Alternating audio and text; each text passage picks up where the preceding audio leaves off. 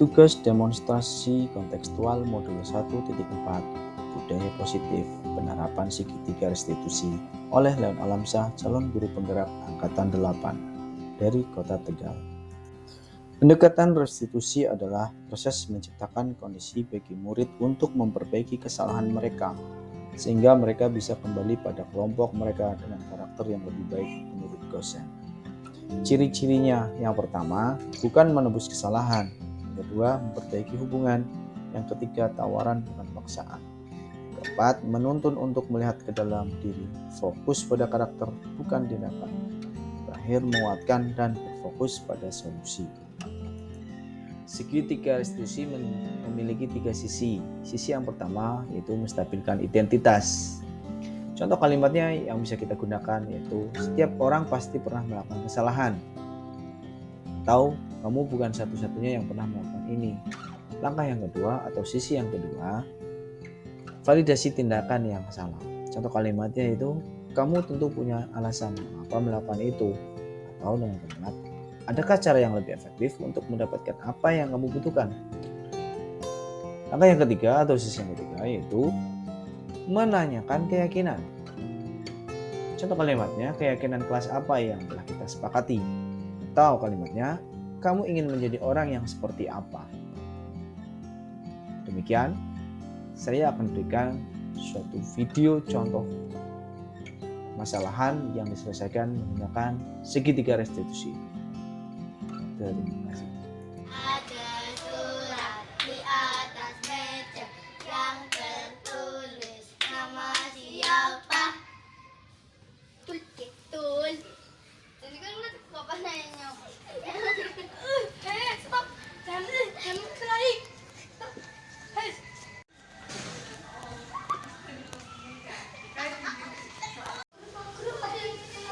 Siapa yang berkelahi? Ayo kita kesana yuk. Sudah cukup. Kamu benar berkelahi. Iya, Pak. Ayo kalian berdua ikut Pak Guru yuk ke kelas yuk. Ada apa ini anak-anak? Alfian sama Azam. Tadi Pak Guru dapat laporan kalau kalian berdua bertengkar, berantem di depan kelas, betul? Kenapa ya? Tadi itu Azam memanggil namaku dengan nama orang tuaku. Jadinya saya marah dan nggak terima, Pak. Oh, apa benar sih apa yang kamu lakukan tadi memanggil nama Alfian pakai orang tuanya? Iya, Pak. Kenapa kamu melakukan itu? Ya ini saja, Pak. Ini bercanda saja, Pak. Apakah kamu tahu itu dengan memanggil teman kamu dengan sebutan orang tua, kira-kira itu bisa menyakiti orang lain apa tidak? Iya, Pak. Ya ya. Apakah kamu tahu dengan memanggil teman kamu dengan sebutan nama orang tuanya itu bisa menimbulkan emosi orang lain dan memancing emosinya hingga dia marah dan ingin bertengkar kepada yang menyebutkannya? Kenapa? Saya tidak sengaja tadi dan ini bercanda. Baiklah, Bapak di sini bukannya mau menentukan siapa yang salah, siapa yang benar, tapi kita bersama-sama untuk menyelesaikan permasalahan ini supaya kamu akan tahu bagaimana menghargai teman dan orang lain. Kira-kira nih, kesepakatan apa yang sudah kamu langgar, Nak? Kan kamu tahu kesepakatan kelas sudah kita buat ya. Kira-kira kesepakatan kelas apa yang kamu langgar dengan hari ini? Menghargai dan menghormati orang lain.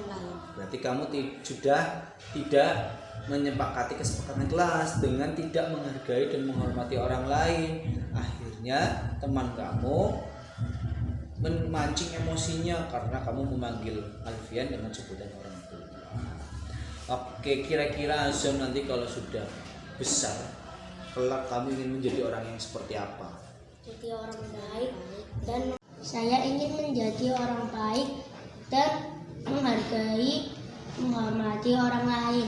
Ya baiklah, sekarang untuk menyelesaikan masalah ini kira-kira apa yang mau kamu lakukan? dan tidak tidak mengulanginya lagi. kembali. Iya, begitu juga Alfian ya. Alfian, apa yang mau kamu lakukan ketika si Azam sudah mau minta maaf kepada kamu? Saya akan memaafkan Azam Dan akan dan akan menjadi orang baik dan menghargai orang lain. orang lain. Baiklah kalau begitu, kalau sudah bisa saling memaafkan dan sudah bisa saling maaf dan memaafkan, sekarang berarti kalian salaman dan tidak akan berjanji tidak akan mengulangi perbuatan itu. Silakan salaman. Yuk, guru. Udah kembali ke kelas masing-masing. Warahmatullahi wabarakatuh. Perkenalkan, nama saya Ashraf Hairul Azam, kelas 4 dari SD Jaman 7. Alhamdulillah saya merasa senang karena tidak dihukum oleh Pak Alam dan tidak dimarahi karena berkelahi dengan teman. Tetapi saya diajar oleh Pak Alam untuk bisa lebih menghargai dan menghormati orang lain agar saya menjadi pribadi anak yang lebih baik lagi. Wassalamualaikum warahmatullahi wabarakatuh. Nah, Tama sedang apa? Kamu belum mengerjakan tugas ya? Belum, Pak. Ya udah, nggak apa-apa. Yuk ikut Kak Guru yuk ke depan.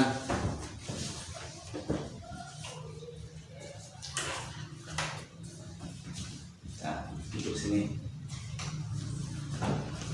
Nak Tama nggak apa-apa kok tidak mengerjakan tugas PJOK yang Pak Guru berikan. Kamu bukan satu-satunya anak yang tidak mengerjakan tugas.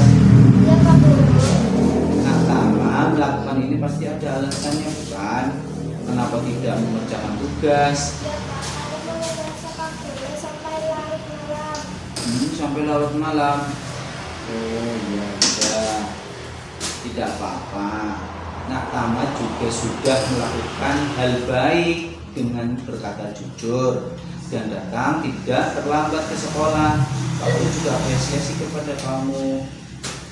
Kamu bisa berangkat tepat waktu, tidak terlambat ke sekolahnya. Baik, kira-kira nih Nak Tama yang melakukan itu keyakinan kelas atau tidak? Iya, Pak. Saya sudah melanggar. Melanggar apa Nak Tama? Keyakinan kelas apa yang Nak Tama langgar? Bertanggung jawab. Penting nggak menurut kamu keyakinan kelas itu untuk kamu Nak? Penting. Nak Tama, kalau begitu apa yang Nak Tama lakukan ke depannya untuk memperbaikinya? Iya, Pak. Ulangi. Nak Tama, kalau begitu apa yang Nak Tama lakukan ke depannya untuk memperbaikinya? Iya, Pak Alam. Saya akan menuntaskan tepat waktu. Bagus, bagus dengan memperbaikinya. Kira-kira Nak Tama besok kalau besar ingin menjadi seperti apa? Saya akan menjadi orang yang bertanggung jawab dan mengerjakan tugas tepat waktu. Bagus, kalau begitu kamu kerjakan kemudian kembali ke tempat tidur kamu.